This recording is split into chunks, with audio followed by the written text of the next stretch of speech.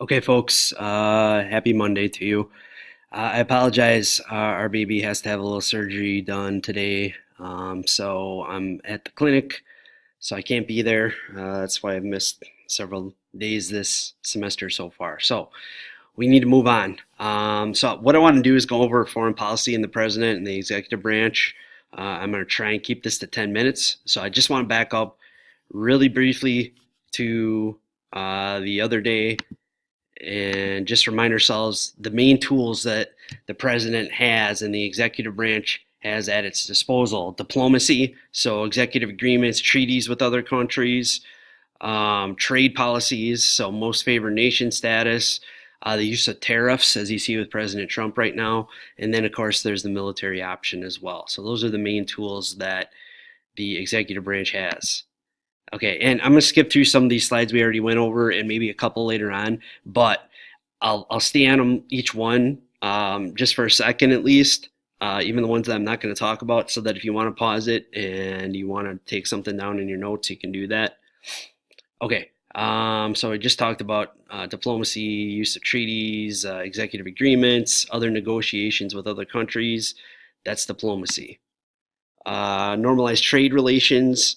That's something that other countries strive for because of the U.S. economy. They want to trade with the U.S. So having less restricted relations is very important. That's a tool you can use. Foreign aid that we provide to other countries, that's another tool to get them to implement our will. And the use of tariffs, so like with NAFTA, where you're erasing tariffs, that can be a tool. Okay, I'm going to move on from this. We talked about it before.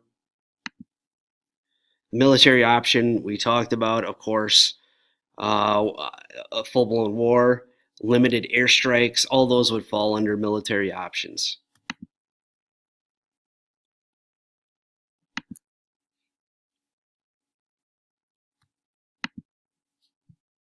Okay, I think we left off right about here. So many times the goal of using the military option is regime change, changing the leadership in another country to either for what is justified as promoting democracy or something like that, or sometimes in our own national interest. So the examples on the bottom are some where we saw regime change at the end of the use of military options by a president, like Panama with Noriega in 1989, Bosnia when Slobodan Milosevic was removed, and so forth.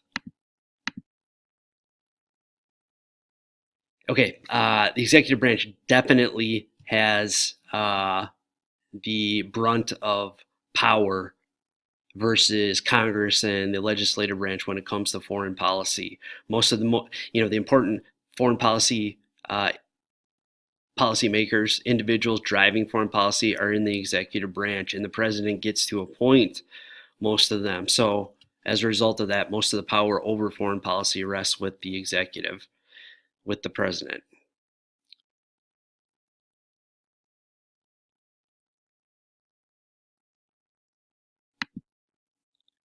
Okay, so the president of the United States, just because by the nature of the U.S., the power that it has economically, and the fact that we have by far the largest military in the world, the president of the United States is always the foremost foreign policy actor in the world. The decisions that he or she makes are going to have they have the largest sway over foreign policy of any individual person in the world.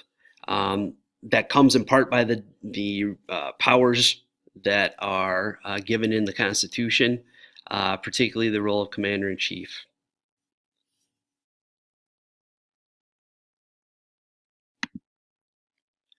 When we look at the Departments of State and Defense, remember the president gets to nominate the Secretary of State, Secretary of Defense. So for the Secretary, and both of those departments have huge roles to play in foreign policy.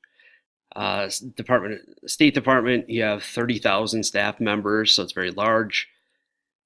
And the Defense Department, also called the Pentagon, oversees all of the branches, so Air Force, Army, Navy, Marines, and so forth. Also, the Joint Chiefs advise the president, so you got the uniformed heads, leaders of the different branches of the military that serve as military advisors. And then you have a chairman of the Joint Chiefs from the different branches who's chosen to lead the Joint Chiefs of Staff. It's important to remember the National Security Council also advises the president. So that includes the president, the vice president, secretaries of state, defense, energy, and treasury, and the chair of the Joint Chiefs. And then also usually the National Security Advisor also serves on the National Security, is there for most of the meetings of the National Security Council. So the president meets with the National Security Council very frequently to make decisions about foreign policy, and at times decisions involving the U.S. military as well. The president also relies on the Central Intelligence Agency, the CIA, for information that will help in making foreign policy. The Director of National Intelligence is the individual responsible for overseeing, coordinating all of the intelligence agencies within the executive branch, including the CIA. All right, we talked about the War Powers Act again. You can pause it here if you don't have the details from before. Remember again, that was as the U.S. was just about to pull out of Vietnam. Congress tried to reassert its power over the declaration of war. Hasn't lasted, but it was an attempt to rein in the president and the executive branch. And these are some other checks that Congress has over the president with the last bullet point. And we've talked about those really before. Okay, President Eisenhower, in his farewell address, somewhat like what George Washington did, used it to issue a warning to the American people. It was really aimed at the American people about this close relationship between the U.S. military and private industries, who make weapons and other things, technology for the military, that this close relationship, there's an incentive, in other words, for private industry to want more warfare because it helps them financially. And the military, of course, then also keeps itself in business by engaging in war. So he was warning about that close relationship and how it's kind of a collusion between the defense industry, the armed forces, and then also Congress too. And that gets at this idea of iron triangles. And later on in a later unit, we'll talk about this even more. But what we mean by the iron triangles is this connection between Congress, interest groups legislators should not be on there. So what I mean is Congress/legislative branch, interest groups, and the bureaucracy. So on the next slide, this illustrates it. So interest groups, bureaucracy, Congress, and they each have these obligations that they feel going both ways. So interest groups get behind a member of Congress, and in exchange for that, they expect bills, they expect legislation that's going to benefit the interests that they represent. Congress gives funding and support to the different executive branch agencies and departments, so the bureaucracy. And then the bureaucracy is expected to execute those laws that are passed for Congress. And then if you look down here at the bottom, interest groups and the bureaucracy. So interest groups provide information, congressional support, lobbying to the bureaucracy. Many times the research that the bureaucracy gets comes from interest groups. And then in exchange, what the interest groups expect from the bureaucracy is low regulation and special favors. So that's what we mean by the iron triangle. And you can see how that would kind of fit what Eisenhower was warning about. Okay, public opinion. Americans don't pay a lot of attention to foreign policy, unfortunately, even though it's arguably the most important. And so as a result of that, they feel less connected to foreign policy decisions than domestic policy issues. And that makes it easier for the executive branch and the president to take more power from Congress. Private citizens can have an influence in some ways. So when you have foreign visitors, they act as informal public diplomats for their countries and help to shape, to impose their country's interests here on us domestically.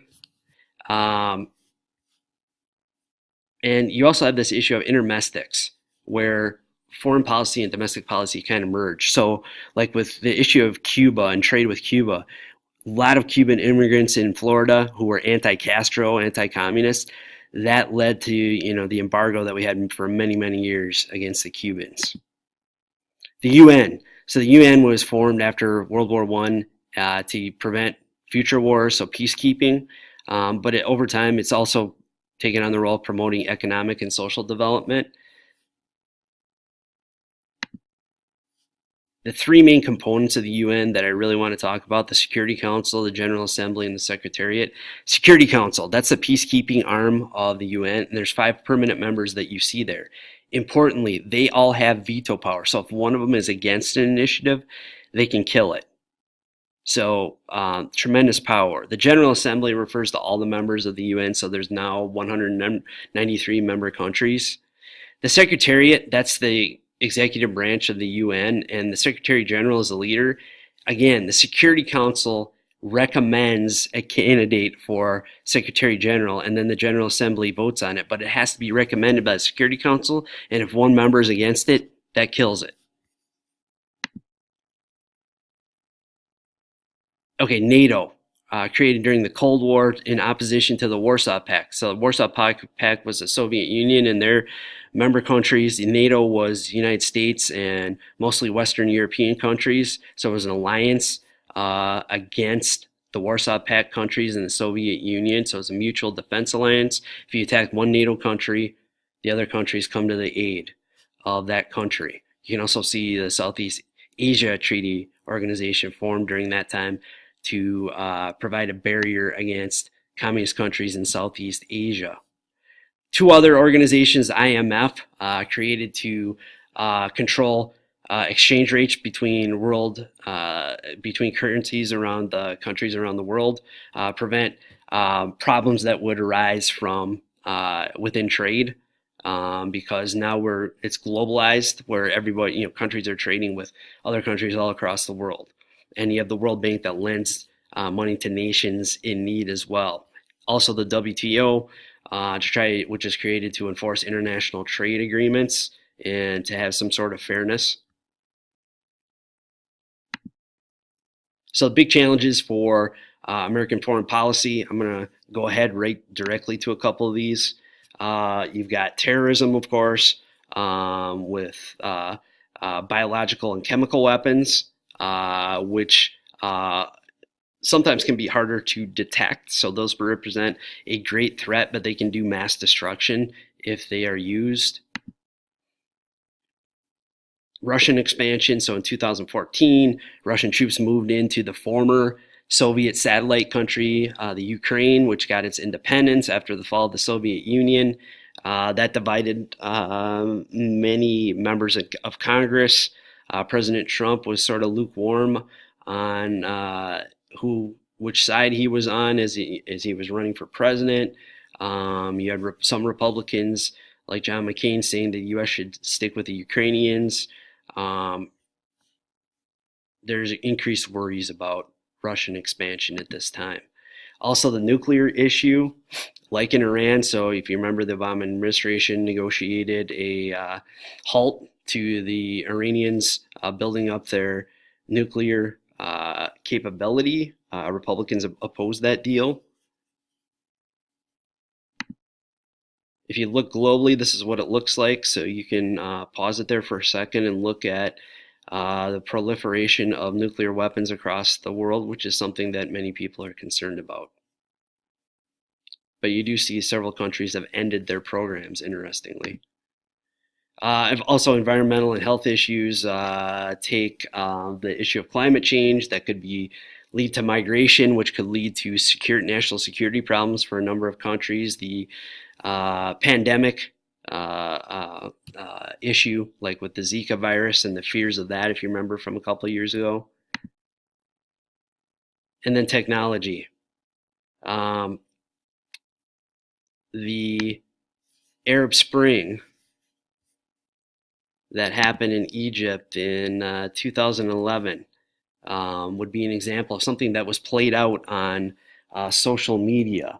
And we have to think about how non-governmental organizations, so it could be terrorist organizations, use that. We've seen that with ISIS. That's another concern as well. Okay, I'm going to stop there. So you'll have some directions about what to do after this from the sub. Okay, I'll see you on Wednesday.